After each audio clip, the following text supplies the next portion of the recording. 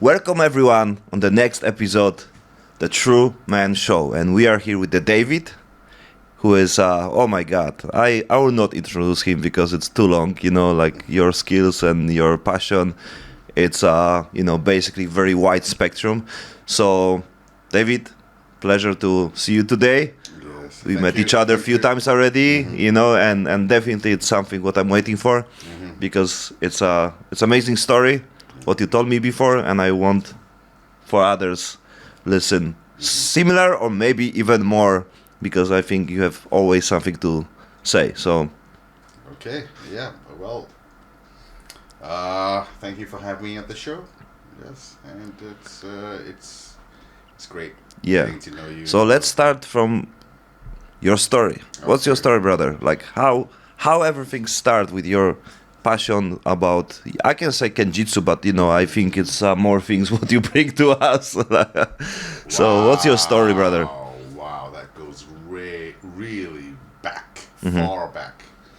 Well, let's just say that my passion for martial arts, most people has it by games or movies, right? But for me, it started because I was in the UK. Yeah, I was in England, and I was living right up north there. I was with my parents, right? And it's like being an Asian person and living up north where there's a lot of different people. I mean, they're totally different from me. And they don't really see a lot of Asians, to tell you the truth, where I'm staying. Even at my school, there is no Asians at all. And as me going there, I've been bullied every day. I mean, really bullied. And believe it or not, it's like adults. They think, kids going to school, and they think it's the bullying and the other kids, which is doing the bad stuff to the other kids. They think it's nothing. But actually, if we're gonna have kids, or you're gonna have kids, when we have to check when they go to school, because sometimes the bullying can be pretty bad, and a lot of kids have actually died if from the accidents of bullying. So let's just say I was bullied. I was bullied pretty badly. And thinking about it now, I don't know how I survived all that. That was like I was just walking in the street. They see me as an Asian, okay, and they picked up stones. The kids, they picked up stones and they threw it at me. What am I supposed to do? I just ran, and it was hitting me everywhere. It was hitting me at the face, the back of my neck, etc. So that's why I'm thinking, how did I survive all this? And because of that, I knew I had to do something, right? So martial arts, that's what I thought was the way to go to it. And that's when it first started. So I had to run. Was most of the things I did was running. I did some martial arts, I did some defense, but I found that in real life situation, it practically, it can work from sometimes, but you gotta surprise them. Like there was this person which came up to me. He came up like 4 or 5 people, right? I mean, with his friends. I can't really remember the details, how many people there were, but I just knew there was a lot of people there. And then they grabbed me by the arms, and they just kicked me. I couldn't move around, and then they was laughing about it, and I just pretended to be really hurt. So they kind of like released my arms a bit, and one person came closer to me, and then he grabbed me by the collar, right? And then he's like laughing, spitting to me, and I was pretending to like really couldn't handle it. Almost pretended to faint a bit. And once he got close, I just used my fingers, scratched him. I mean, I scratched him and basically tried to press my fingers into his eyeballs. And then he screamed, and then the guys which is holding me, they were shocked to what was happening. And then I just ran. I ran out of there. I didn't look back. So that's one of my like self-defense times at that time. And then I tried to get stronger. I tried to train my body try to run faster. Train like press ups, sit ups. Having better muscles. And from then, I started trying to find ways how to learn how to do self defense. Yep. And so I went through Taekwondo at that time. And I did Muay Thai a little bit because my parents are obviously Thais. Yeah, and they said at that time that I was looking at like some Chinese movies, and I thought, hey, Kung Fu was cool, But, like imitating those and using it in real life, it doesn't work out. And then my dad's like, hey, Muay Thai is the best at that time. He's like, Muay Thai is really good. So just a little bit of pointers. I mean, he's not good at anything, but I had some pointers, and that made me like, okay, able to defend myself. And then after the UK, I went to other places like the Philippines, and I was a bit older. Yep. So even in the Philippines, it's like I had to defend myself. Believe it or not, I even joined gangs there. I don't know if I should say the name. Anyways, the gang I joined there at that time, it was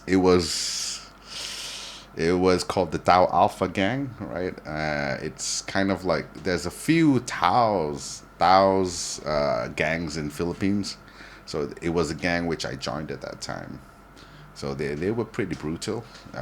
In order to join the gang, I had to like crawl all the way. So there was people lined up on the sides, so I had to crawl like through the center. And while I was crawling through the center, anyone could kick me, punch me, but no weapons allowed. Yep.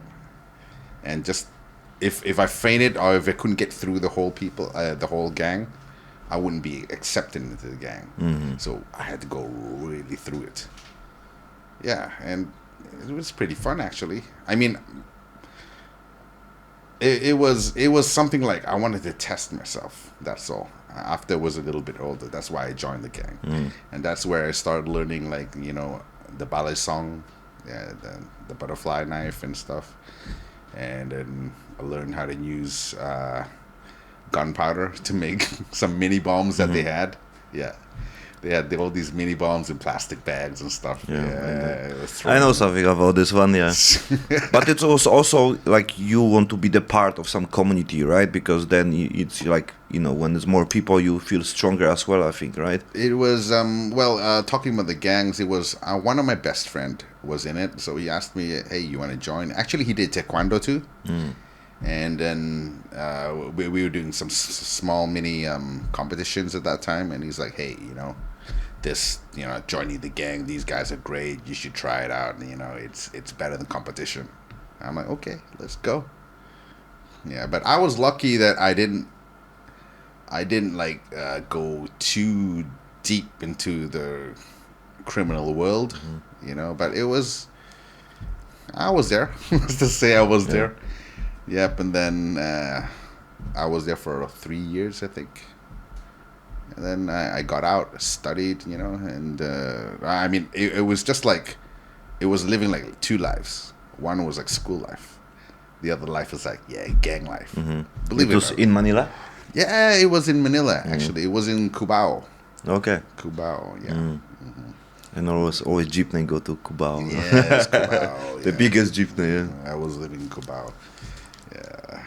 Okay, yeah, that was pretty fun. And then it kept on going. And then I got really... I met this Japanese guy. He was actually one of the PE teachers. He was actually teaching ping pong. And I'm like... Can be with sword, Yeah, he was really good. I'm like... Oh... Can I say damn in the show? Yeah, everything. Okay. Yeah, Okay, everything. All right. Yeah, I was like, damn, he's good. So like, okay, yeah. And so I wanted to learn ping pong from him. And then one day he saw me like doing training like Taekwondo and a few stuff, right? And he's like, oh, you're pretty good. And he goes, I can show you a few of the Jiu-Jitsu stuff. But at that time, Jiu-Jitsu for him was Jiu-Jitsu. I mean, the Japanese ones. Okay. It's not the Brazilian Jiu-Jitsu ones. Yeah. So what's the difference? The difference is, okay, in Japanese jiu-jitsu, the word jiu-jitsu is umbrella term. Okay. Okay, so when they say they're doing jiu-jitsu, I mean, you would understand. It's kind of like a self-defense with hands to hands. Oh, Right? okay, yeah. But as soon as you wanted to do something like jiu-jitsu really, and you learn, then they're gonna say, oh, this is, for example, this is Fusen Ryu, this is Tenjin Shinyo Ryu, this is Daito Ryu, etc. They will not say jiu-jitsu as a whole. But when we do BJJ, we just say jiu-jitsu with, let's go to the gym and do jiu-jitsu, but it means BJJ now. So we say jiu-jitsu as whatever we're doing. But in Japan, they will say their actual name of the style. Okay. So they will not say, oh, let's go jiu-jitsu, let's go do Daito Ryu. Yeah, I'm going to Daito Ryu. I'm doing Fusen Ryu. Yeah, something You have like a Kenjutsu, which is also like Kenjutsu Jiu-Jitsu, too, yeah. Kenjutsu is the umbrella term. So what I do, we call it Shinkage Ryu. Yeah, so like, okay, what are you training? I'm training Shinkage Ryu. But is it Kenjutsu? It is Kenjutsu. But we don't say, oh, I train Kenjutsu. Yeah. Something like that. So that's how it is.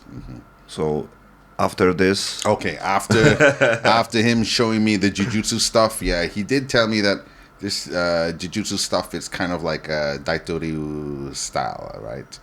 It's this Daito Ryu is actually a style which they also use in Aikido a bit. Yeah, and then from then on, blah, blah, blah, it becomes... Aikido has actually a few styles now. There is two major styles that's very famous now is Tomiki Aikido and the Akikai.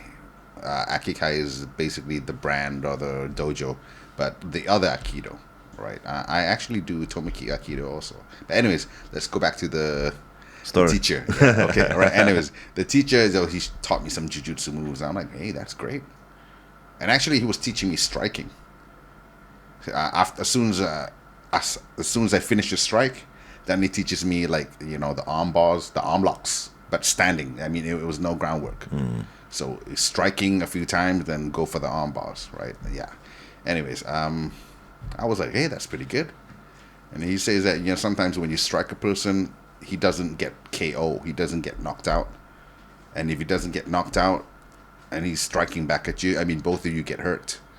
But if you strike a person first in order to get close to him, then you do some grabs and locks or something, and then you break his arm. Yeah, I mean, he doesn't know how to get out of it. Even during those times, jiu-jitsu was not famous. It was a long time ago.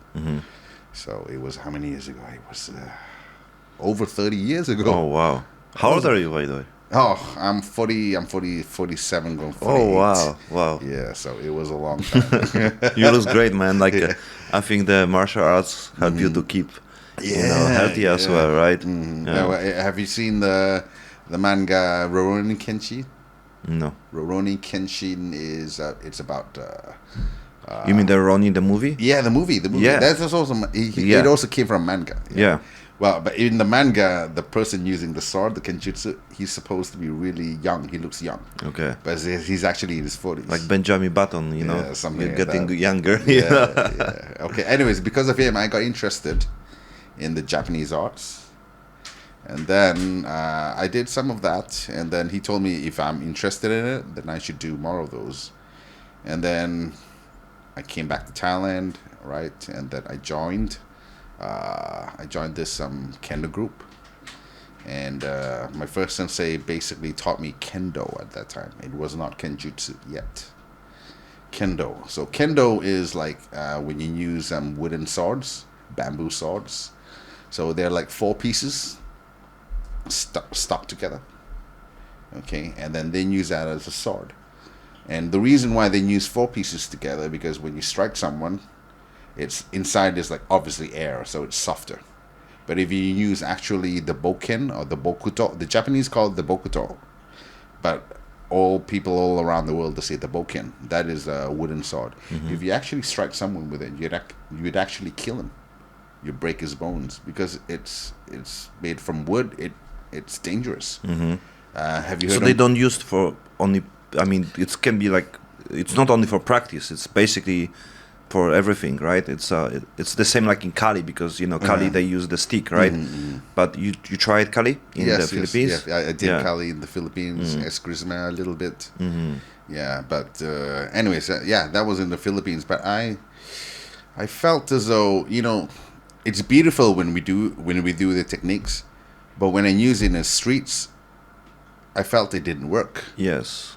I'm like, fuck, it doesn't work. Or it's like I can't do the combo with the other people.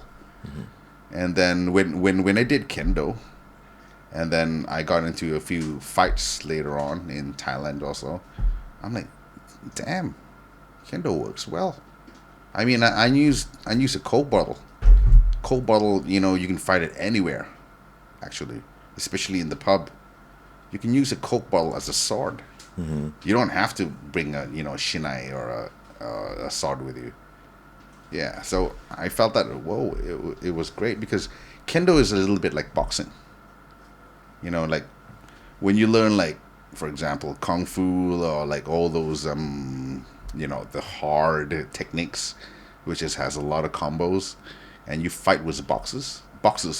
I know boxers has combos too, but that combo is like 1, 2, 3, or not much, left and right and left.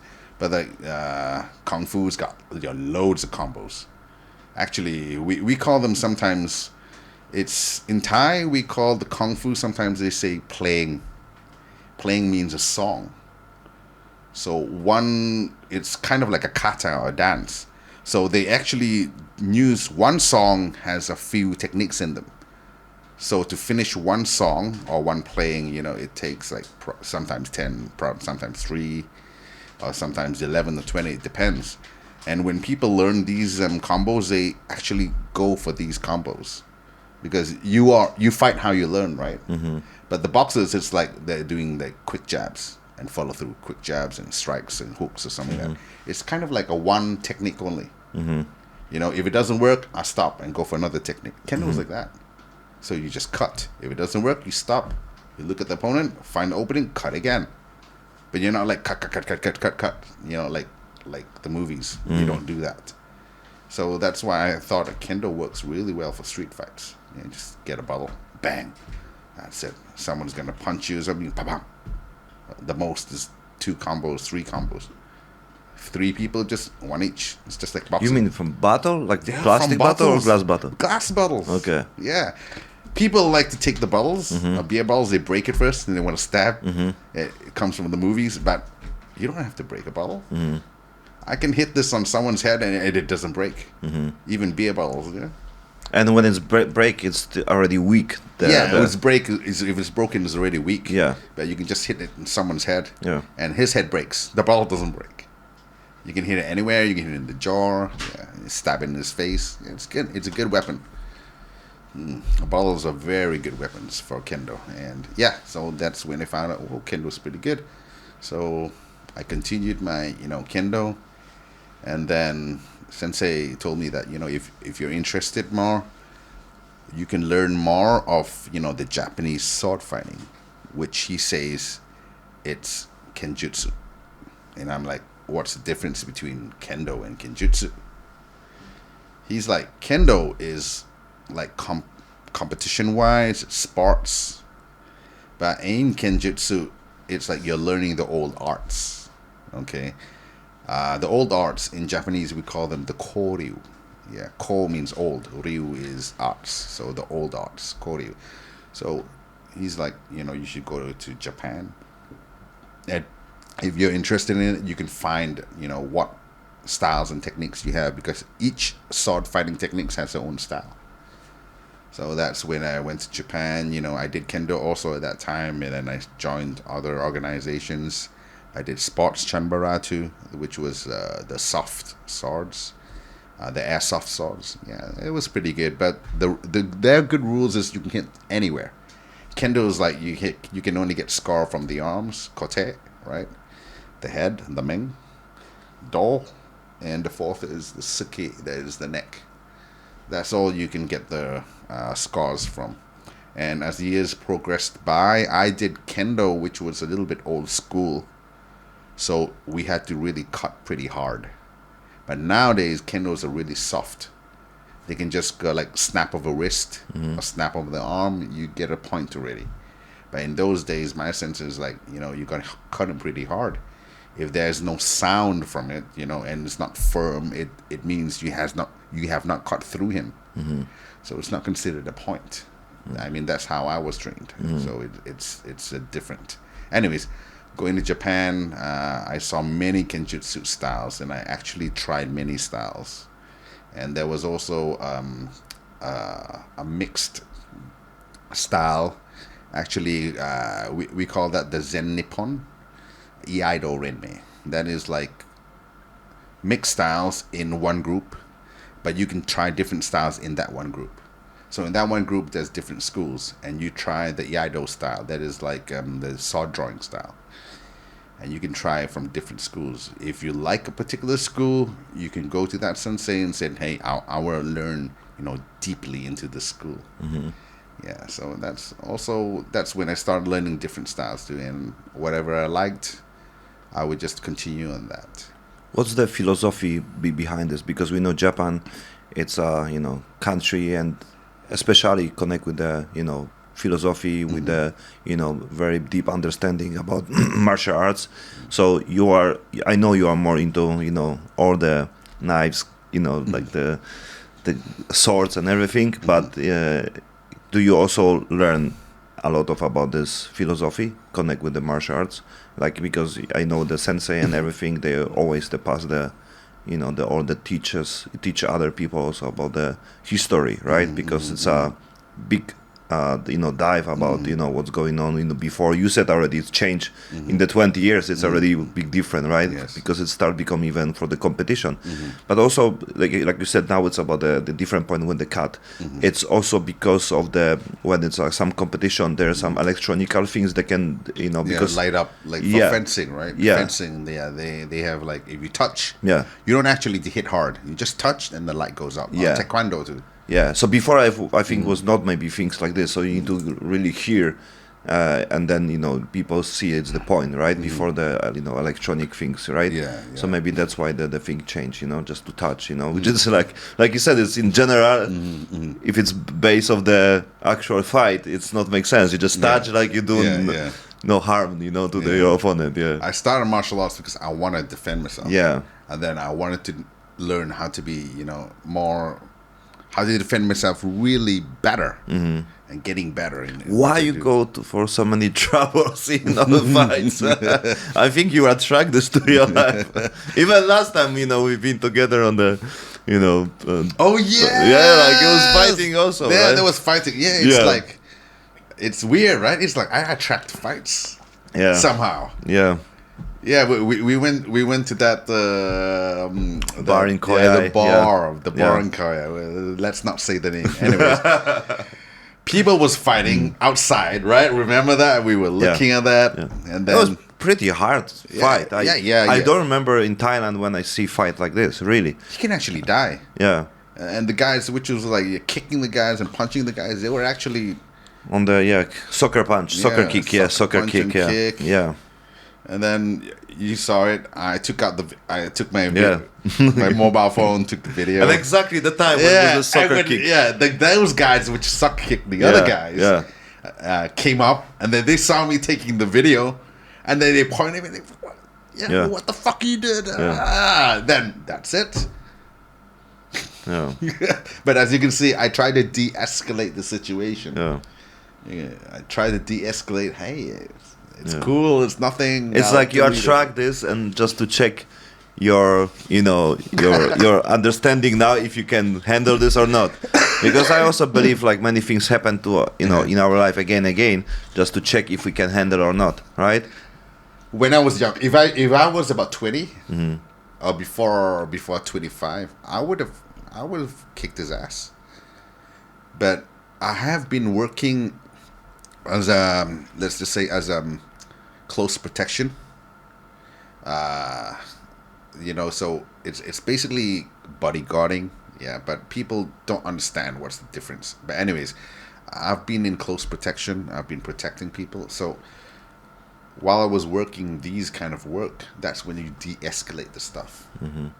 You know, it's if the VIP goes to a club and there's a fight, we got to talk them out of it, so we will not fight. So, yeah. So that's why, you know, at that when we were at the pub together, I tried to talk him down and said, "Relax. I'll delete it for you, okay? It's all good." It's always, you know, fight between ego and everything, right? And everyone trying to show the power, you know, like everyone escalate the, you know, situation and escalate the possibilities what they can do, you know. So yeah, especially when it's fight like, you know, soccer part, because there's no rules, like you said.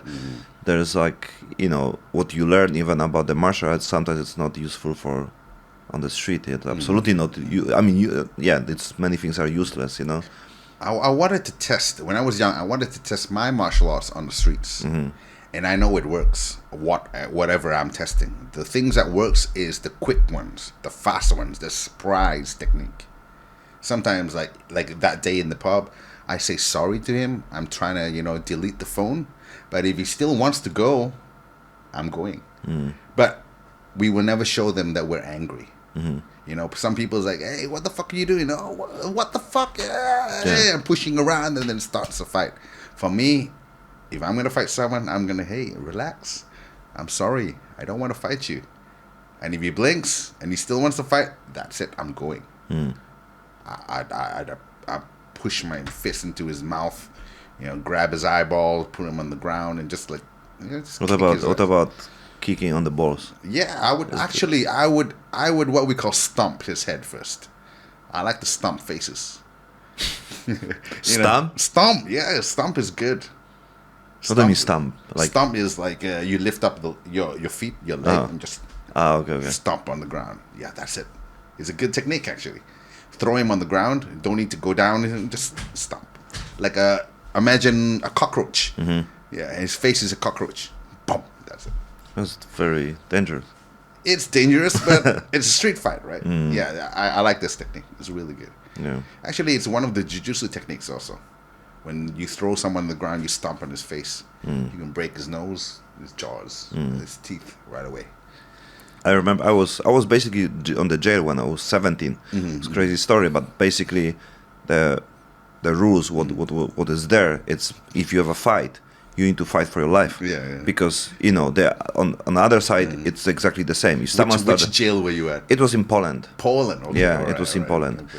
And, so, you know, like when I get the lesson from someone says, if you have a fight, you need to fight for your life. You need to do everything just to, like, you want to kill this person. Because if you don't do it, you will die. You know, these people, everyone is there, like, if they start the fight, they already don't have limit, you know. You can have limit, you can be soft, you can be, you know, understanding, but they do not have. So you need to fight like for your life, you know. It's weird to say, but it's true, because then, you know, it's about you on him, right?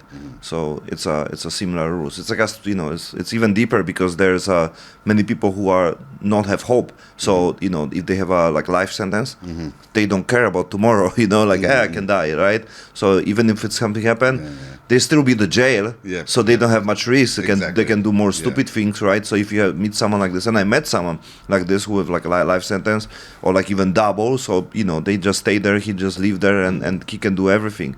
Sometimes even the how we call this on the people, on the police, whatever, like they bring these people there, some weak people, even some there was like other place when it's like a pedophile and everything, so they bring like some guys to them, so they can even punish them. So for fun, basically to punish the pedophile. So you know, if they put the people who like fighting and everything, it was from the both side. It's quite nice, because basically it was, you know, you people realize it's you know, you need to pay the price, right? And you'll be not have easy life if you do something, you know, shit, right? It's even the jail have, you know, big, you know, rules about things like this. If you do things like, you know, pedophilia and everything, and you don't have life there, you are like nobody there, and they treat you like shit, and basically like they can kill you without much consequence, because even the people, how you call the police people in the jail, I forgot too. But anyway, like a police, so they, you know, they don't care, because they also, you know, fighting for the like right, you know, the some true connect with the, you know, the respect, whatever, you know. So so it become like your passion, and even your, you know, your life, right? Your lifestyle, Yes, right? yes. And you go deeper, also connect with the like what kind of lifestyle like it's you are the most into this, Well, interested. Yeah. you mean in the Kenjutsu part, right? Yeah, like in general, because you also do BJJ, right? Mm-hmm, So it's many different styles. Like you try and be, I think you try and be very practical, right? Like I'm what is trying. useful, Yes, right? yes, It's not exactly. about what is looks good, what's No, the no. fancy and everything, what is No. trendy, but everything practical. Whatever works. Yeah. Yeah. So if you can spit of a guy and it works, spit on him. So whatever works is what I like. The reason why I do BJJ and Kenjutsu Kendo right now is actually to train myself. Because, like I said, when I was younger, I tried to use whatever I've learned in street fights and real fights. But nowadays, I mean, why go to real fights? Because there's laws, right? If I'm in Thailand, I beat up someone, it's going to be hard for me to work. The police is going to come knocking on my door the next day. Yeah. Oh, why'd you have a problem with this guy? If I beat him up too much, I killed him, yeah, that's a problem. So laws are problems, right? So in Thailand, it's not easy to get away with things. I mean, there's now also a lot of CCTVs in the Philippines, and there was no CCTVs that time. You can get away with a lot of stuff. Nobody sees anything, but now everything sees something. Yeah. So real fights, bar fights like that day I de-escalated. I didn't want to fight. Yeah, it's better nowadays because we have BJJ competitions. We have Kendo competitions. We have Kenjutsu competitions. We have sword competitions all over. If we wanted to test ourselves, we test ourselves in the competition. And whatever happens in real life, if it happens, like in the pub, that if something happens, I would think of actually, bringing him down. I mean, it's not a competition, but I would think of breaking him, really break him. Sometimes, some martial artists, they train, they're really good. They go into a pub, they fight, they win. But when they win, they think they're the hero. So they're like, okay, if, for example, he can break this guy's arm or put him on the ground, he said, relax, don't fight. And he walks off. And the next thing you know it, this guy pulls up a gun from his pocket or pulls up a knife, shoots him from behind, stabs him from behind. It's been happening. So even as a martial artist, if you're going to fight someone, do not think that, if you're going to de-escalate, talk. But if a fight breaks out, you pull him down. You break him. I mean, totally break him so he cannot get up and fight you again. Do not be the hero. In a real fight, there is no heroism. Okay, if you're gonna fight, you break his arm, break his face, do what you have to do, then walk away. Okay, it's not like, oh, I'll be cool. Yeah, because he will have, will be full of emotion and he'll be totally, healthy basically, right? So that's why he can, because if you have a one day whatever to recover and everything, the emotion are not the same. The anger is different, Yes. You cannot then compare, to the same level. That's why people who get hit just a little, they come back, and like you said, like they are more angry, they can do everything because they have so much, first of just a little pain and the emotion, right? So yeah, that can be true, Yeah. So either don't fight or really, break him. That's two things. Do not be in between. Yeah, it's not competition. And if you want to test yourself, competition, which I'm sure in the future we're going to be competing in BJJ tournaments and stuff too. And actually, you can try also like the MMA stuff, right? Yeah, it's good. Yeah, it's adrenaline.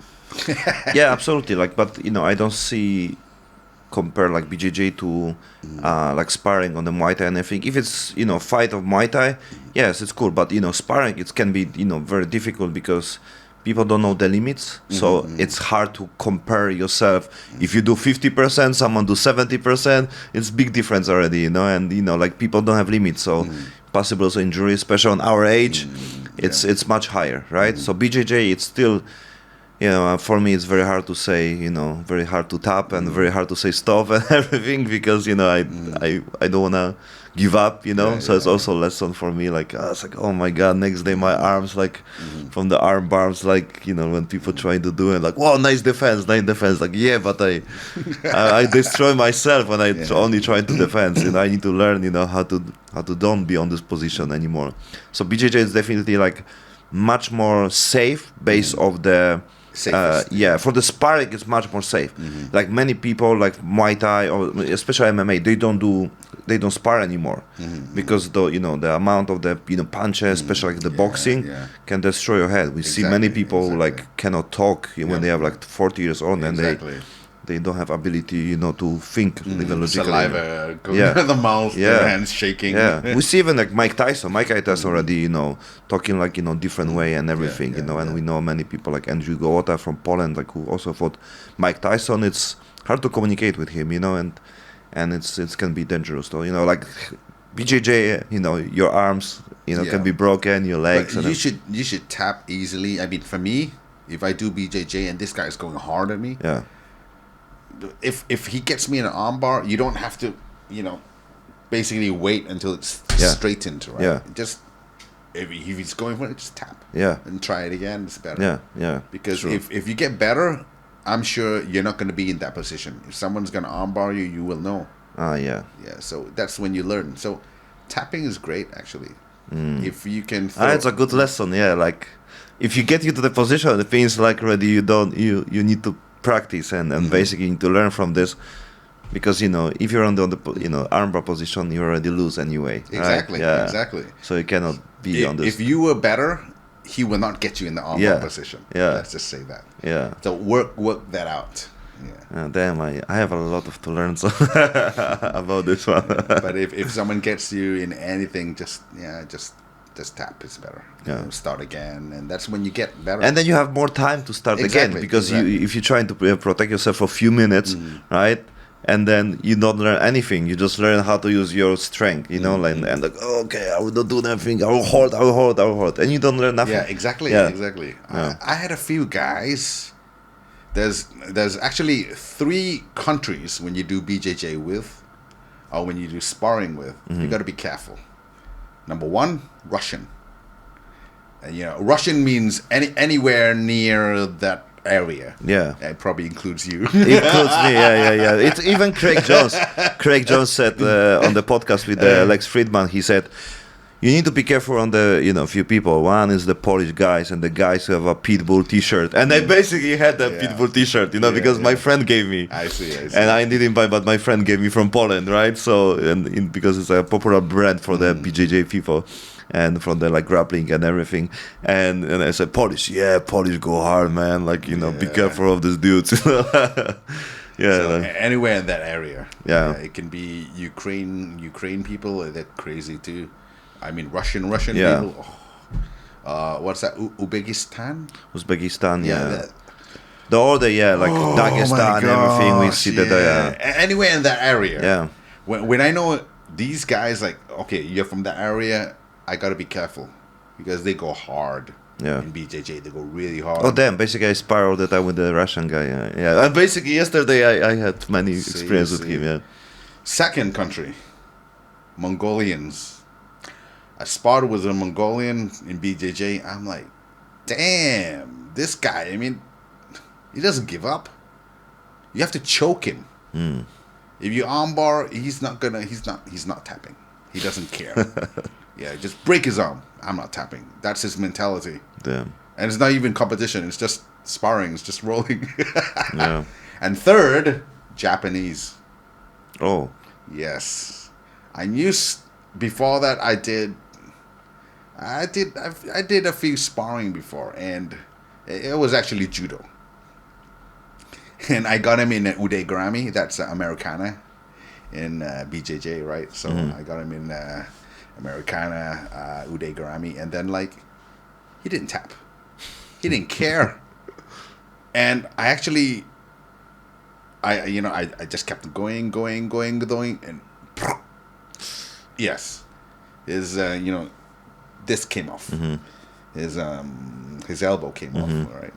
Yeah. So it didn't break, just go out. Let's say, yeah. It's considered broken, I think. Yeah, yeah. Yeah. It's like you can see the bones out. Oh. Yeah, coming out.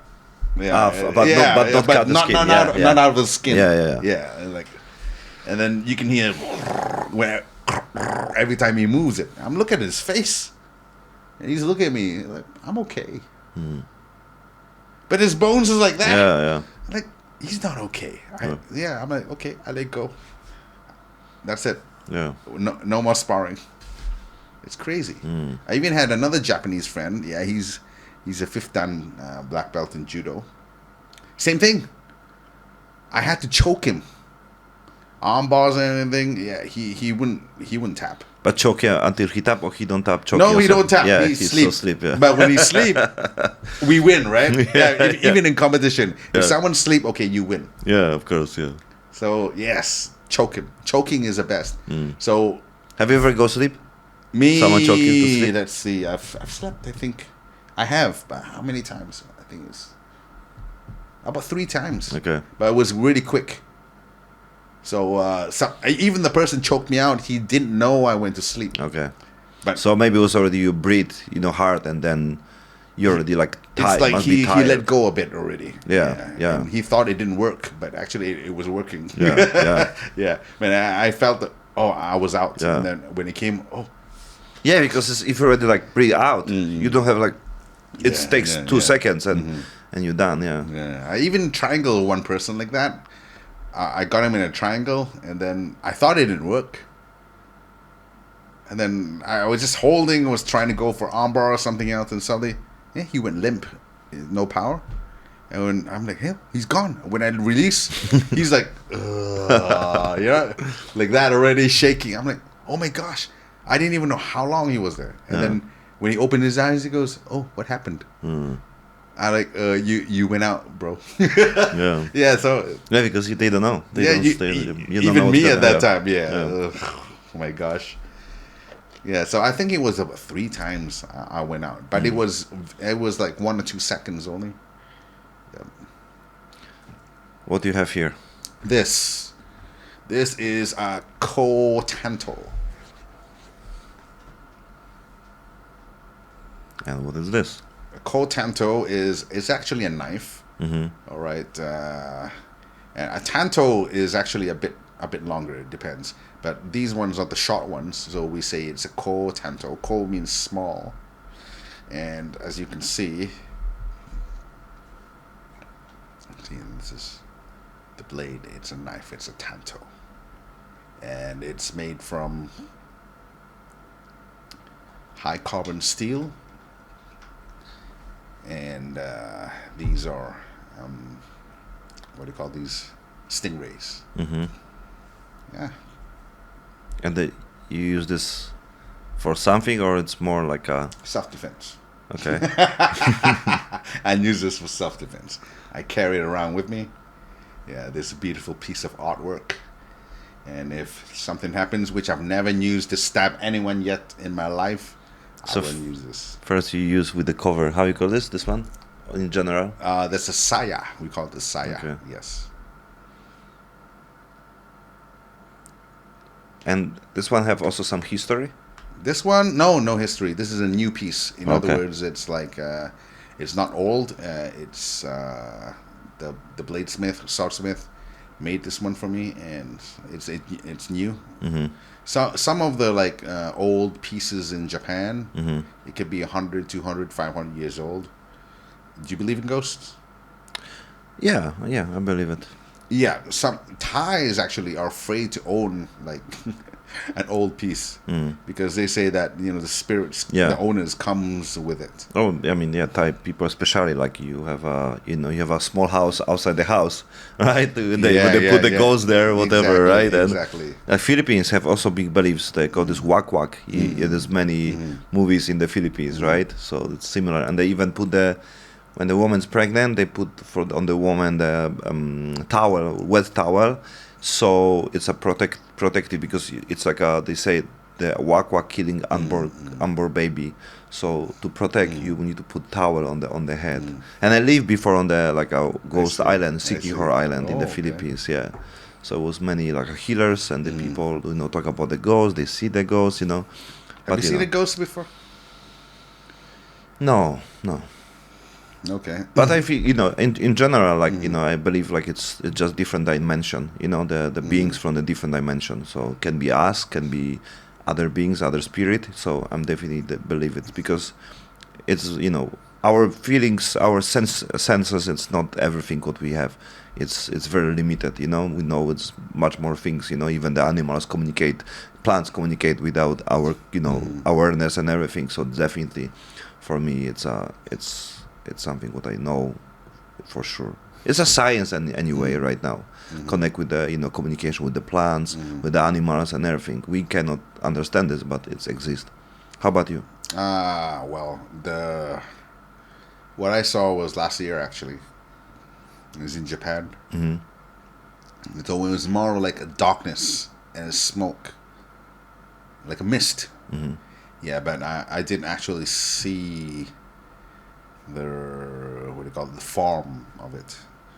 And well, the story is that it's not a story, right? It's last year I went to Japan. I went with my students, and we went to this rock. It's called the Ito Seki. It's a rock which, if you watch animes and manga, you heard of Demon Slayer? Yeah, I hear about this. Okay, so Demon Slayer, it's like there's one episode when the main protagonist, he fights with a ghost, sparring with a ghost, and then he cuts the ghost or something, and it turns into a rock, and the rock is cut in half. This episode actually is a legend of the story, which was in our history of the Shinkageryu for a long time, and they used this story as an anime. So it's been a legend in our dojo. So this place is real. So we go to this place, the Itoseki, the rock. So we're just there, look at the rock, and there's a shrine right close there, my students paid respect, etc., and then we did our sword styles and stuff. It was only 4 p.m. at that time, and then all around there was no animals to be seen. The wood, it was deep in the woods in the mountain. It was so quiet, very, very quiet. And I was doing like the kenjutsu forms, the kata. It's kind of like the techniques and the dances. And then I hear, it's not we were there. 5 of us were there together. Yeah. And I heard sound of a crow. You know how the crow sounds, like it goes ga ga. Yeah, sound of a crow. It's okay. But that's weird because in the beginning there was no sound at all. Everything was quiet. And you hear a crow, and then it's just making sounds. And then as soon as we finished the kata, I kept my sword, kept the bokken, kept the stuff. And then you hear the sound of the crow again. And then, believe it or not, the sound of the crow turned to human sound. But it was a human sound, which like a warning sound. It was like a scream. And it was so chilling that my hair stood up. And my students look at, we were like for example, keeping this. So you hear the sound, the scream, from a crow to a human scream. We looked at each other. And I'm like, okay, guys, it's time to go. Let's go. Right? It was keeping stuff. One of my students ran away. He ran right away, and I shouted. I told him to stop. Yeah, stop. Wait for us, because going up to the place, there's like, it's kind of steep. There's small cliff and stuff. He can fall down the cliff if he runs. And even though it was 4 p.m., it suddenly went dark. At that time, it was really dark. Yeah, I had pictures and everything, and I knew that scream was not normal. So we kept everything. And while we were keeping the sword and stuff, getting my stuff, getting ready to go down, we heard it again. The scream, it was coming again. And it felt as though it was coming everywhere, all around us. So when I looked around, it's probably my eyes playing tricks with me, but it's more like I saw like a mist and a darkness. That's it. I didn't see, I didn't see any form or anything.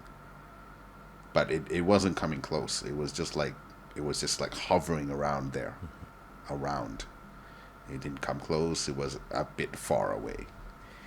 And so then we started going down. And at this time, I told everyone, you walk first.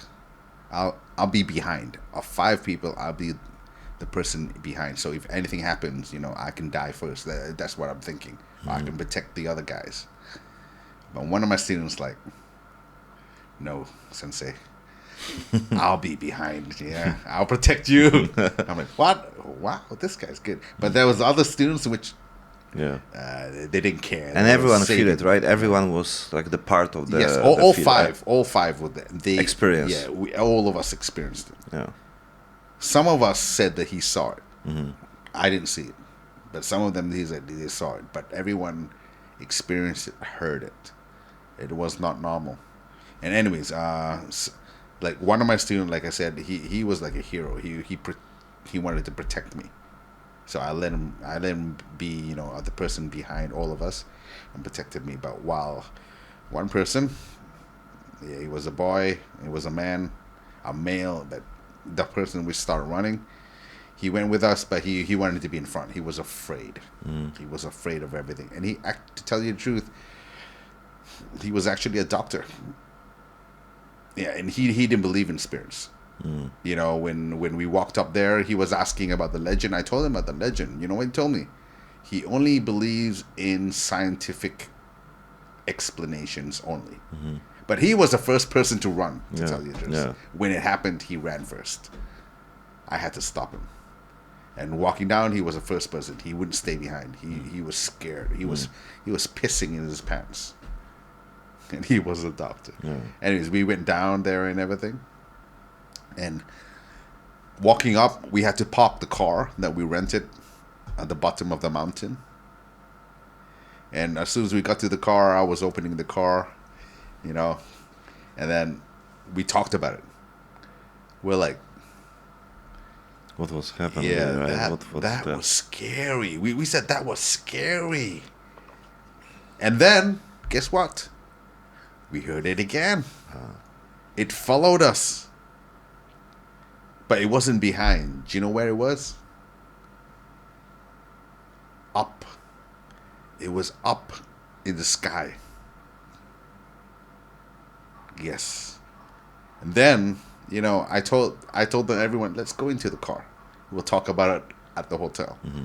So we went to the car, slowly drove. I mean, people, when this bad things happens, you run, or you drive so fast, you can die from it. Right?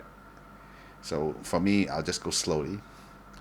As long as it doesn't come up and grabs my neck and kill me, I'm okay. Yeah, so we drove down slowly and then went back to the hotel and we started talking about it. And I told them for me, I thought that was a tengu. Tengu is like spirits, the yokai of Japan. They had wings. They're like wings. They're like demonic crows or something like that. Like a half body also? That's what they said. And that's what one of my students said. He saw it. And he said it was a body of a human, but like face of a crow or something like that. He said he saw them. But I said I didn't see it. Like I said, I just saw mist and darkness. And I heard it. I heard the sound. Yeah, it's a human sound, but it's not human sound. It's more like, imagine this. It's like a crow mixed with a human sound, but it sounded demonic. It doesn't sound like in this world. It cannot be any. Yeah, you cannot make. You cannot make this sound. You cannot put it on speaker and like that. It was weird. My gosh. Yeah, giving me goosebumps. Yeah, But- because like if it's so many people, feel it and hear it, it's hard to say like, oh yeah, you know, it was something on the forest and it was repeated and Yes, like, yeah, it was yeah. repeated. Yeah. And I wasn't alone. If I was alone, maybe I'm just scared by myself and I think I'm seeing Yeah. things. But we were 5 of us. Yeah, Yes. and everyone confirmed the And same. everyone and, confirmed it. and it was the same time. Everyone heard the same, right? So you like look we're each looking other, at each other like, what the fuck is that? Yeah. Yeah, it was bad. It was bad. was- But in the same time, according to the legend, the grandmaster of our dojo fought this spirit there, this demon there, and he won. My student was like, next time, let's go up again. Now, why? Let's fight. I'm like, no, I'm not going to fight. I said, can you cut a rock Yeah. with a sword? He's no. Then don't fight. If you can cut a rock with your sword, okay, you go back and you fight him. So there was the story about the spirit also. Yes, there was a story of the spirit that the first, actually, it was the second grandmaster. He went up there and he slept there, and then he met the spirit and he fight, and then he cut the spirit, Ah, okay. and then it turned to rock. Oh, okay, okay. But I didn't want to believe it. But when I went there, hello, Yeah. oh my gosh, Yes, and he was supposed to be dead, but that means he's not dead. Or there's some other demons there too. We don't know. But yeah, scary. You have more things to protect yourself from the spirit. Yes. Maybe this one works better. Yeah. Can you show us something? Sure. Hey, can we take a Yeah. rest? Okay.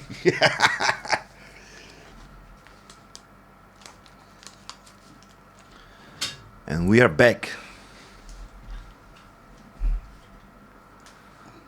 This is amazing, man. This is awesome. For protection, I think. For protection only. You can. It's like, on your pocket. Like the first kit, Yes. Not this one. This is not for protection. You can hit someone with it. You can have basically like a case. Yes, Like connect with a knife. Carbon. Oh yeah. Right? Face. Can be, right? You can hit his face with it. Yeah. With Okay. Stab his face with a knife. So, these are they're katanas, but we would say koshirai katanas. Koshirai means katanas which is fitted with different fittings. Yeah, these fittings are like the suba. This is a suba. This is the sword guard. okay. Yeah, it's just the sword guard's art in itself. As you can see, it's a beautiful piece. Yeah. Everything about Kenjutsu is art. Actually, they really put the effort into everything they do, and actually you're paying for the effort. You're paying for all the stuff. It's not easy to make these stuff. Yeah. Like the suka is the handle, the way how they wrap it. It's so tight. So if you get a fake, or let's not just say fake, or it's what do we say this? You mean that like if you get like from AliExpress, like I'm trying not to say any names, but if you, it's fake. It's anyway. Yeah. It's you can call this fake. Okay. Like or like a mass production, right? Yes, or let's just say it's not authentic. Yeah. If you get like katanas which is not authentic, I mean these suka handles, it's gonna fall off when you use it really easily. Yeah, this is very tight. You see, and this should be stingray. So this is the same kind of material. It should be stingray. It should not be plastic. But many places they use plastic or fake stuffs. Yeah. And the saya should be a light wood. So tell me more about this one. Yeah, like what's the history? Where did you get this? This sword is Okay, we call this sword an iaito. What is an iaito? An iaito is the whole thing is actually a real sword. Just the blade is not real. So the blade, as you can see, is not sharp. See, I can put my finger in it. It's not going to cut me. Oh, really? Yes. See, this is an iaito. Okay. So, see, I can cut myself. It's okay. But you can stab someone. Yes, you can still stab it. It'll still go in. So I take this to Japan because you cannot take stainless steel in at all. Okay. This is okay. It has to be made from chromium or aluminium. I can bring this in and out of Japan, no problem. But if I bring any of those two, it's not going to work well. But you bring it. You did. No, I would not bring it. Okay. But you get this from Japan, this one also? No, these two things are not from Japan. Okay. The thing is that I have my own swordsmith, which actually replicates the swords, but they're pretty good. And we do have some swordsmith, which is Japanese people living in Chiang Mai or Sriracha. Sriracha, Chiang Rai. There's a lot around, and they're pretty good. Old people and very good. Okay, anyways, this is a real blade, unlike the iaito. Okay, so this one, as you can see, this is sharp. You can try to touch it. Normally, they will not let you touch it. Okay. Yeah, but as you know, that's sharp. Yeah. It's beautiful, isn't it? Mm-hmm. So how they make the hamon? The hamon is made from a process we call yaki-ire. Yaki-ire is a process when you forge the sword and you harden it. Okay, the hardening process, which is the tip, as you see this hamon. This is the hardest part of the katana. So once we forge it, we put it into a kind of clay. All right, and in the clay we can make different kinds of patterns, and we put the whole sword with the clay into fire, heat it up, right, and then as soon as we heat it to a particular temperature, we put it into water. Once we put it into water, the sword, the katana, it's straight first. Once you put it into the water, it bends. So this is the shape of the bending from yaki-ire. And you can do multiple times things like this? The process? No, just it's one time? One time. And if it breaks, it's over. Okay. And once you take out the clay, this comes out. Okay. So it's supposed to be the hardest part of the katana, but the Japanese, they learned how to make it into something beautiful also. So the hard part and the soft part is distinct from each other. So if they make it into a pattern, it becomes different types of patterns. This sword is different from this, as you can see. So this pattern part, we call it the harmon or hamon, okay? And it's the hardest part of the katana. And let's just say different parts, like this is made from brass. From what? Brass. Brass? Yeah, brass. Sorry, brass. This is made from brass, but it can protect yourself from. What is brass? Brass is a mixture, I think, of copper. Okay. And a few other things. Yeah. Okay. Zinc, I think. I'm not sure. Well, it's quite solid. Like it's also very heavy. It's quite solid and heavy. So it's. This is iron. Yeah. So this is. But this is more heavier. This one looks like heavier. I think this one would be harder than this one. Okay, yeah. But this can be heavier anyway. Yeah, that could be heavy because it's thick. Yeah. Thick yeah, brass, yeah, true. Yeah, this is it's. And this one, this is lighter.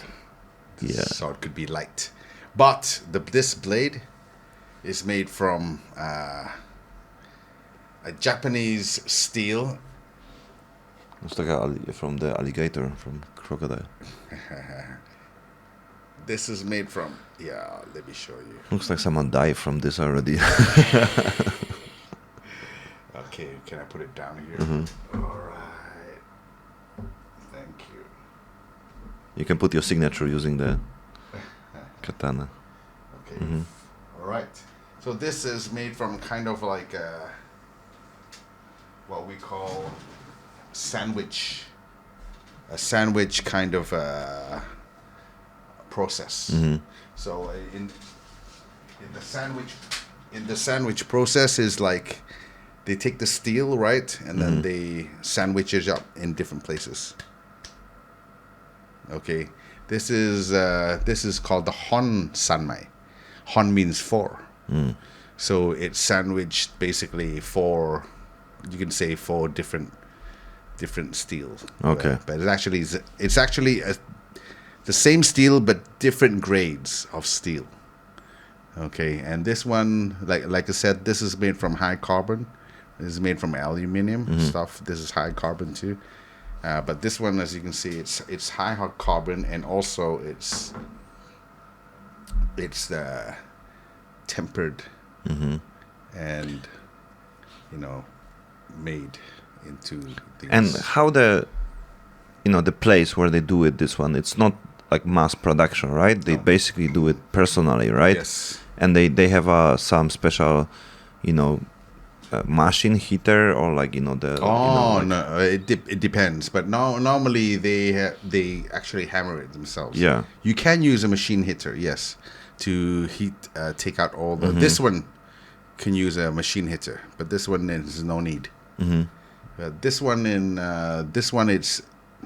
is made from tamahagane, the steel. Okay, tamahagane is very expensive actually. If you buy it from Japan, you got to be under a particular group. And you have to have the rights to buy it. But a lot of swordsmiths can make their own steel from it. But the process is pretty long to make it, so that's why it's expensive. And if you can see here, let me use my finger. Check it. You can see the sandwich. Yes. See the sandwich of the blade. See, you can see here. Small sandwich. There. The Hon Sanmai. The sandwich of the Huns. The four. Is that how you call it? Sandwich? Yes. Okay. Hon Sanmai sandwich.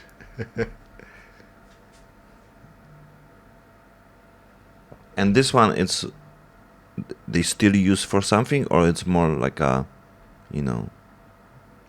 place for the collectors? I use this for my katas. Okay. So for my kenjutsu. So you do for practice also? Yes, I use it for practice. Okay. And then I see, because you trained last time on the koyai, and I see like you basically use this kind of things, right? Yes. Yeah.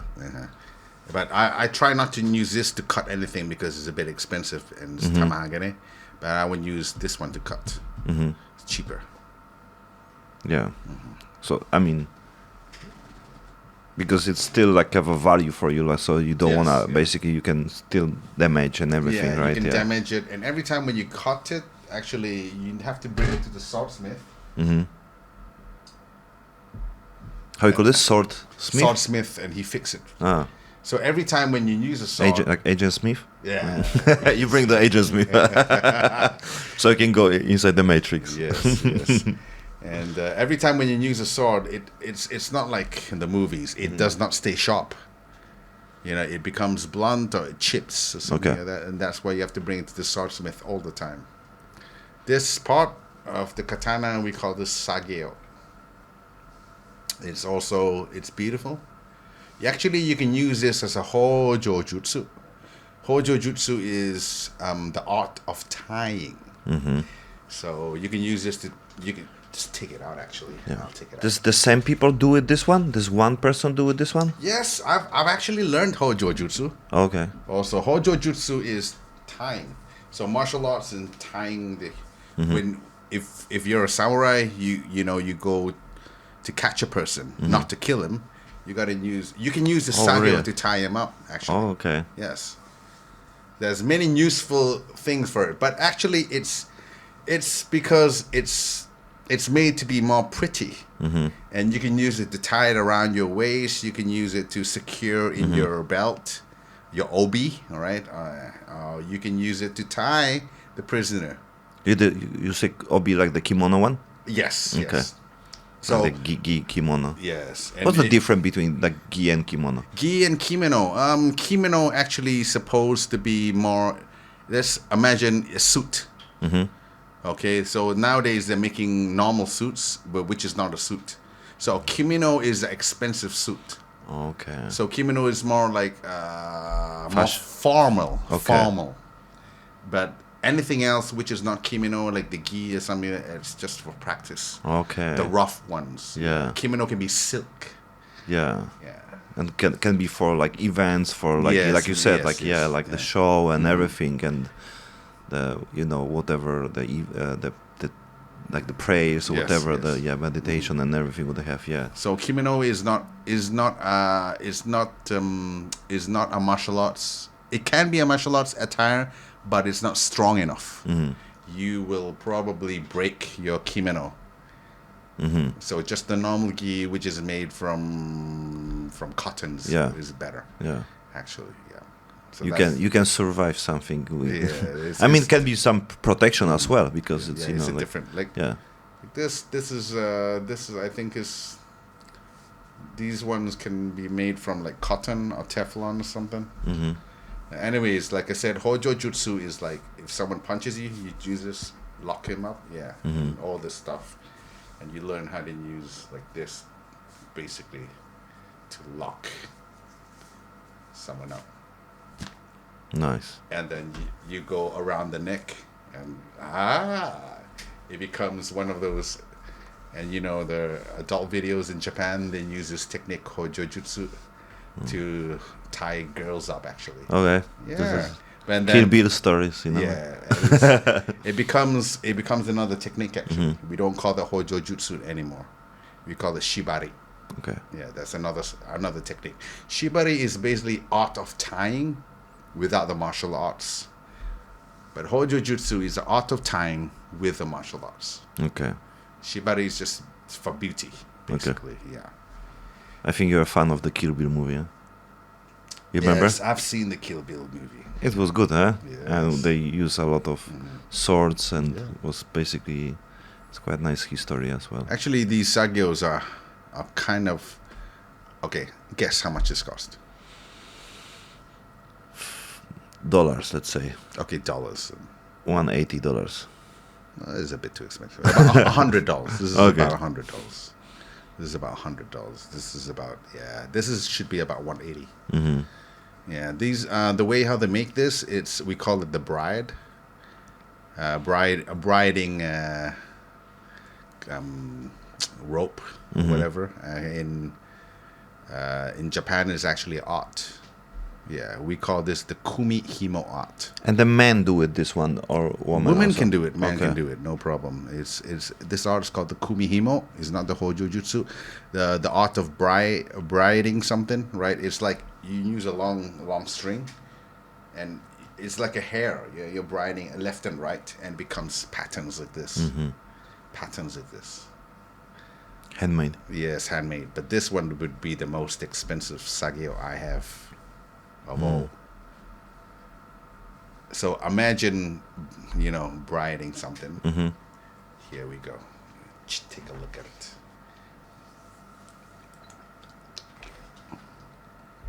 Wow. And make And it this into is- that pattern. It's very solid also. Yes.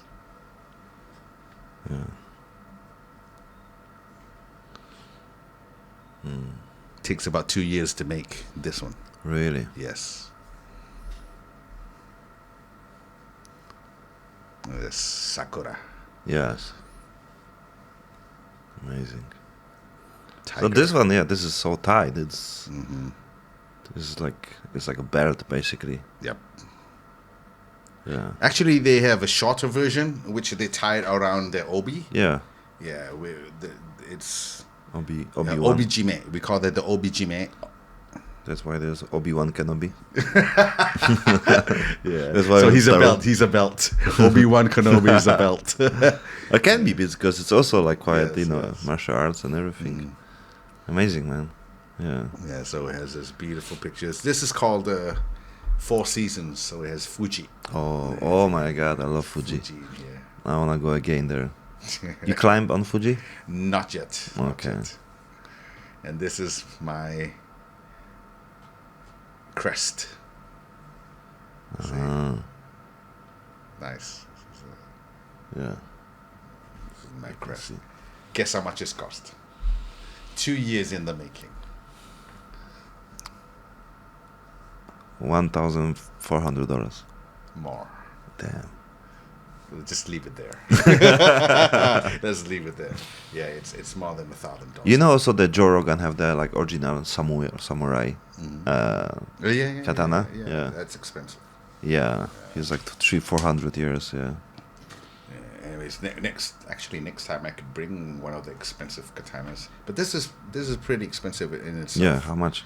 It's basically about $3,000. $3,000. Because for the what do you call it? For the tamahagane. Yeah, tamahagane steel is expensive. But this is cheap. What's mean cheap? It's cheaper. 1,000? No, it's about 30,000 baht. About Yeah, 1,000. 1,800. This is cheaper, but the tamagane is. So steel is like. every katana have things like this? Yes, suba. Okay. Or I have a few. Because you need to connect with the.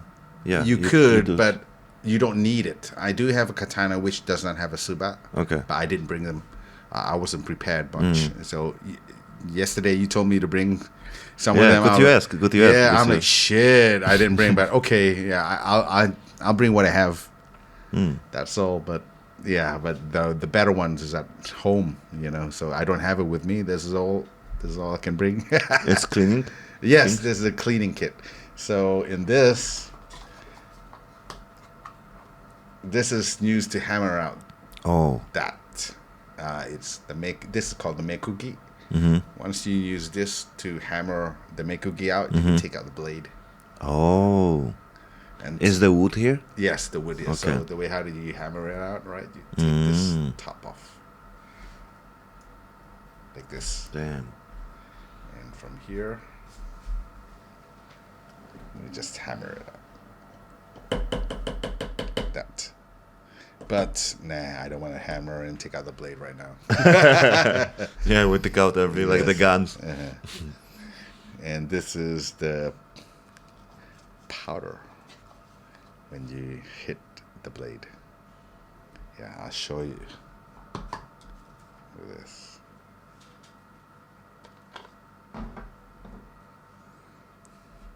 See, so once I hit here, the powder comes out. Wow. And then you clean it with cloth. Where's my cloth? Oh, it's somewhere over there.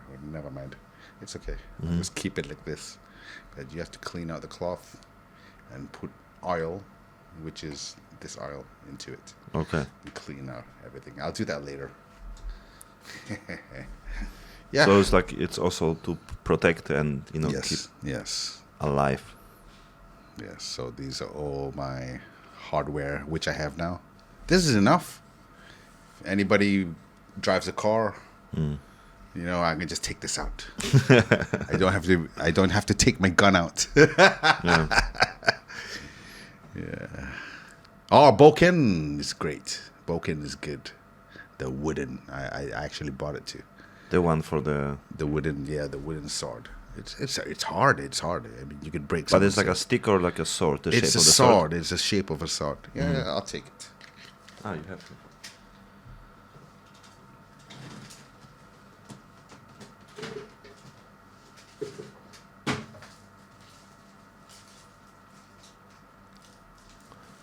This is next level, guys. If someone want to practice, you know how to find this guy. Look at this. I think ever since I went to Japan, I haven't opened it yet. Oh, okay, good.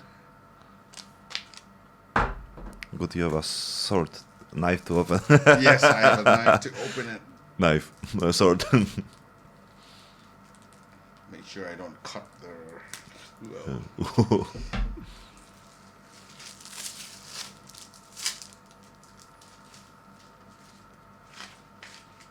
This looks like a samurai then. Like a Yeah. head. Yes. Maybe there's some spirit there. Oh, So yeah, this is a boken. So that's good to protect yourself. Yeah. It's like some special wood, for sure. Yeah, and imagine hitting it in someone's head. You break his head with it. Yeah. That's enough. No need to use this. Which part This. this one? Just This hit one is also like, because it's more it. Mhm. like the shapes. Yes. And it's exactly the same size? It's a bit shorter. Yeah, I just read. It's got the blade going to the end? Yeah. Almost. Yeah, it's a bit shorter than the actual katana. Yeah. My katanas are pretty long, actually. Yeah. This one's more like Japanese length. Okay. Japanese, the height. Okay. So that's why it's shorter. And you use this for practice as well, right? Yes, we can use this to hit the other boken, the other stick. But we use this to hit the other sword. You're gonna blunt it. You're gonna chip it, and every time you have to actually, fix it all the time. Yep. So this is best for self-defense. The boken. Yeah. Yeah. These is from my practice. This is only to kill, actually. Believe it or not, I have not cut a human in half yet. Not yet. Not yet. You find someone for me? Just kidding. Yeah. Maybe it will be some, AI robot, so you can use, Maybe you'll be like good business for the future, because it'll be, like if you said they can cut this stone, right? So they can cut. Yeah. If I can cut a stone with this, I'll go back there and fight the Tengu. Yeah. And then if you cut the stone, then you can cut, some robot, Yes. from Elon yes. Musk. Correct. Yeah. Correct. Maybe that's why Japanese will be protecting itself from the future. So what is this? This is scrolls. Okay. The old when they write something, let's just say it's a book of the olden times. Cool. So when they write something, they write it in these handheld scrolls. Okay, and the makimono. All right. So for example, if you've done BJJ, obviously, right? They give belts, right? And some other arts they give certificates. But in Kenjutsu, they will be giving, these scrolls instead. Okay. Okay, so for example, here, let me show you. Normally, I will not show the contents inside what they are. I can give you a small peek, a little peek. So basically, once you get into a certain level, see, it's written inside with the names and everything. Yeah, that's all I'm gonna give the peek for. Yeah. So there's names. It's already like a secret, like how to. It's not change really the time. secret, but it's more of like considered. What do you call that? It's more of our dojo stuff. I don't even show it to my students. Also, yeah. It's basically a license. It's like it's a belt or a license. Okay. So if you go higher in BJJ belt, it's like a black belt, something like that, to get the scrolls. So, and it's because like in the BJJ, in general, it's also like acquired like a loyalty level, and the people keep going because they can go to the next level. Like the Craig Jones last time, explained this one. It's basically sometimes it's not define you where you are on your level. How it looks with this one, like there's also the one who there's like a sensei as well. Yes, Okay. there's a sensei which gives it as well, but we would call him Hanshe or Soke. okay, or the highest level. But in Soke is a little bit like coral belt, Okay. like 10th dan, or the highest of all. Yeah, so he's going to be the one which gives us to other senseis. So these ones are like black belts, basically. Yeah. So one of this is like one black belt. Yeah, and you can get more scrolls along the way. Okay. And once you get up to 9 to 10 of these scrolls, it's called the complete scroll. We call it the Menkyo Kaiden. So you're a complete person. You've had everything, and you've graduated, obviously. But not very many people graduate of this. I mean, even in BJJ, they're only like, what, one black belt, first dan only, a second dan, third dan, fourth dan, fifth dan. Hardly anybody goes up to coral belt. Yeah. I mean, even as a coral belt, it's like, it's a higher dan, higher belt level, but they're not the 10th dan. But if you get all these scrolls and you get the Menkyo Kaiden, it's considered like 10th dan of that technique called Shinkageryu. Yeah, if you can get the Menkyo Kaiden or Shinkageryu, it'll be great. But which is impossible to get anyways. And usually, I mean, of course, it's from the Japanese culture, but like people, practice this like around the world. Like not very much. So it's more like it's limited. Limited people. Limited people, and normally it used to be only by invitation, but now Japan is a little bit more open than before. Yeah, so if they like you, then okay, you can do it. If they don't, then they're still closed. They don't allow foreigners. That's why it's keep like so unique, and like when people want to go deeper understanding, it's not only about the physically, but it's also the story, history, and the practice, understanding. And I think that you speak Japanese. Not very much. I just know the names in the techniques. Okay. So like I know all the names of each things like Saya, Suka, Suba, something like that. And when we do the techniques, Keisagiri, something like that. Or for one of the katas, the name is Sankaku no Tachi, something like that. So all these names are used anyways in the katas and the techniques. So yep. So this is like it's your something what you do because you have also students, right? So you teach them things connect also, of course, with the specific martial arts, right? Yes. You have people who even like actors, like people like passionate about this one. Yes. And so basically you are like teacher, right? Yes, I'm also the sensei actually teaching this art, and actually for cues and dans, I can give the cues and dans, but if they want to go for the menkyos, these are the menkyos, I have to train them, and I bring them to Japan. Okay. Yeah, to be basically exam for the license under my sensei, again in Japan. But obviously that student is under me, but there's other committees, doing the exams. So, for example, if you want to do it, I train you, and I think if you're ready, you go to Japan with me. Okay. And then you try for the exams to get your license. Yep. When you get different licenses. And it's connected with the like choreography, also like yes. And but you have also some, let's say, sparring and practice. Yes. We have sparring. So this is connected with the Kenjutsu.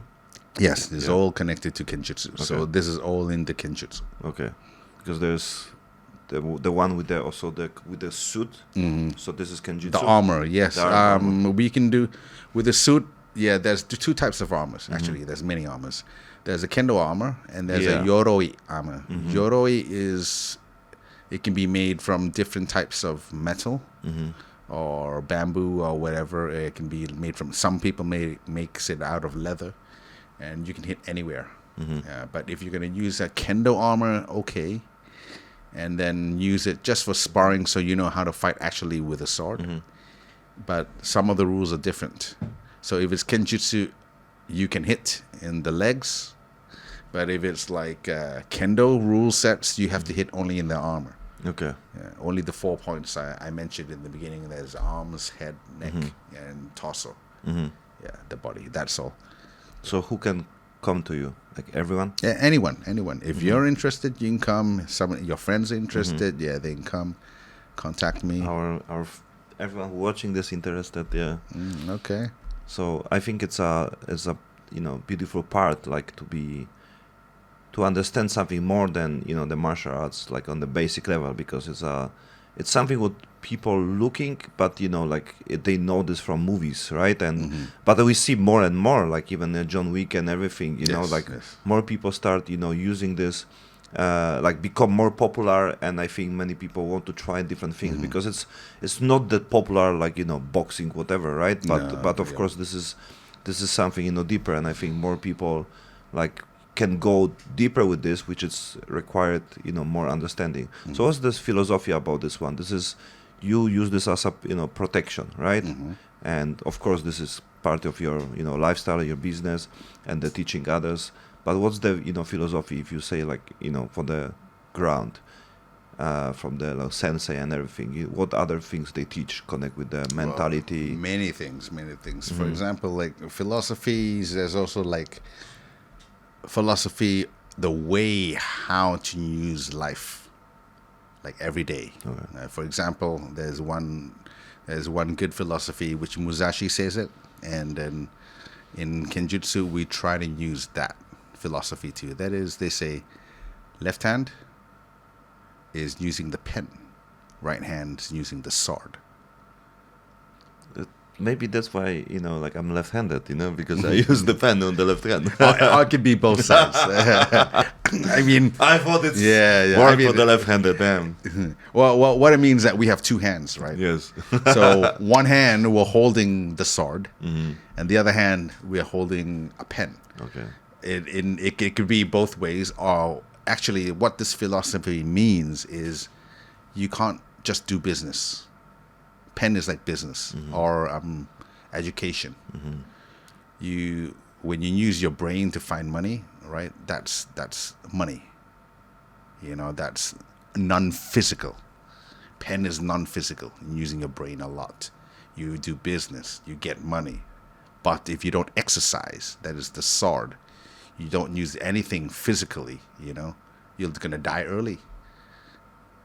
So you must be physical in the same time. You got to find money in the same time.